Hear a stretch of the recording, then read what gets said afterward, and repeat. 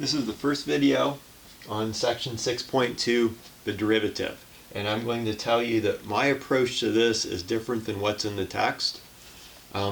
So I want you to recall, I also want to point out something that's different in this video that's different from this video from the other videos.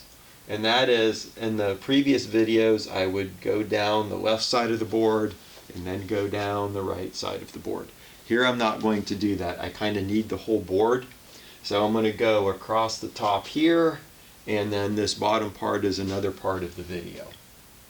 And so recall from Calc 1 that if we have a real valued function, then f is differentiable at c if what happens?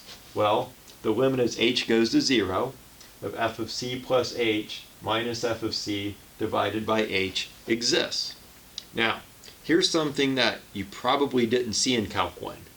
If that happens, then this limit here is called the derivative of f at c, and we write that as f prime of c.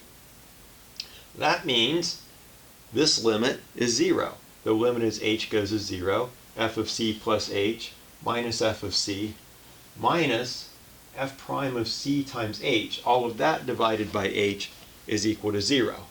Why is that? Well, if we separate this into two fractions, cancel the h's, we just have f prime of c minus f prime of c.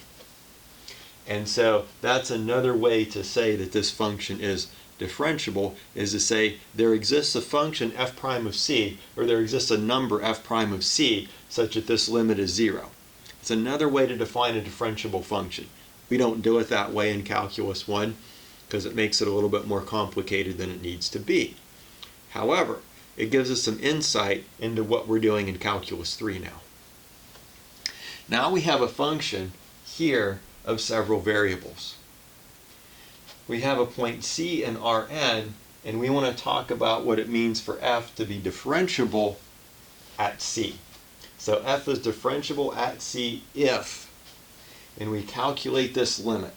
We take the limit as a point h1 through hn, and Rn goes to the origin in Rn of this limit right here. So what do we have?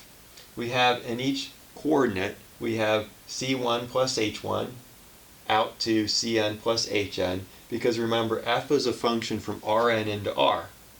So we have to take an n-tuple and plug it into f minus f of c1 through cn. Again, f needs an n-tuple. So we have our point C, and what we did here is somewhat analogous to the c plus h. Minus f of c, that's analogous to f of c. Now, what we're doing here is analogous to this.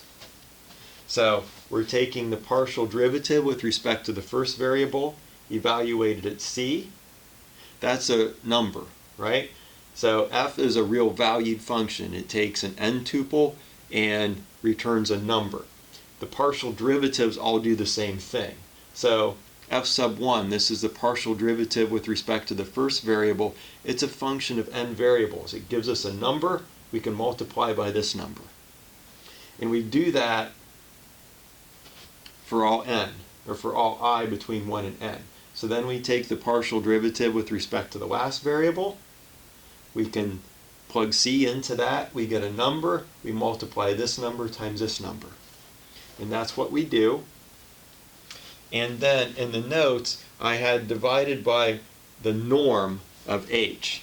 But that is just, this is written out what I have in the notes.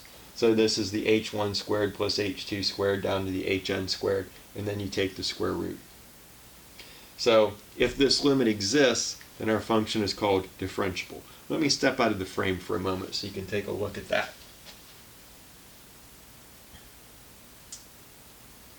Okay, now in Calc 1, if we found this number, we called it the derivative. Here, what we're going to call the derivative is this function. So we have right here, we have f sub c, because that is the point that we're looking at, prime, that's our notation for derivative, this is going to be a function of n variables. And the way we define that function, we have the partial derivative with respect to the first variable evaluated at c times x1, plus the partial derivative with respect to the second variable evaluated at c times x2, and we sum that all the way down to the partial derivative with respect to the nth variable evaluated at c times xn. Let me step out of the frame for a moment again so you can take a look at that.